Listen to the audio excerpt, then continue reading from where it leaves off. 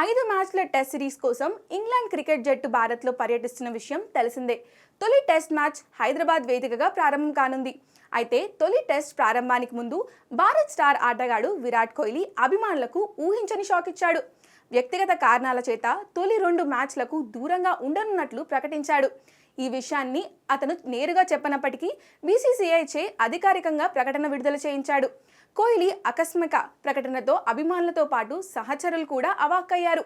ఉన్నట్లుండి కోహ్లీకి ఏ సమస్య వచ్చి పడిందా అని అనుకుంటున్నారు. అయితే ఈలోపే బీసీసీఐ మరో ప్రకటన విడుదల చేసింది. కోహ్లీ ప్రైవసీని సహచర ఆటగాళ్లతో పాటు అభిమానులంతా గౌరవించాలని కోరింది. కోహ్లీ అందుబాటులో ఉండకపోవడంపై ఆరా తీయడం మానుకోవాలని సూచించింది. ఈ విషయంలో భారత్ క్రికెట్ అభిమానులు ఎలాంటి ఊహాగానాలు నమ్మవద్దని పిలుపునిచ్చింది. బీసీసీఐ ఈ ప్రకటన చేయగానే పలువురు మాజీ క్రికెటర్లతో సైతం కోహ్లీ ప్రైవసీని గౌరవించాలని పిలుపునిచ్చారు. కోహ్లీ విషయంలో బీసీసీఐ మాజీ క్రికెటర్లు ఈ స్థాయిలో ఏకకంఠంతో స్పందించడంతో ఏదో జరిగిందని అభిమానులు అనుమానించడం మొదలుపెట్టారు.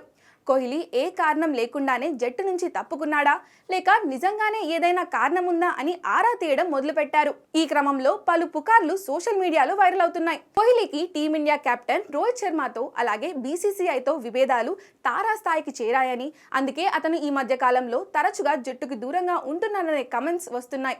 కొందరేమో కోహ్లీ భార్య అనుష్క శర్మ అనారోగ్యంతో బాధపడుతుందంటూ నిరాధారమైన పోస్టులు పెడుతున్నారు. కోహ్లీపై ఈ విష ప్రచారాన్ని పక్కన పెడితే అతను లేని లోటు మాత్రం టీమిండియాకు భారీ నష్టాన్ని కలిగిస్తుంది అనడం సత్యమే.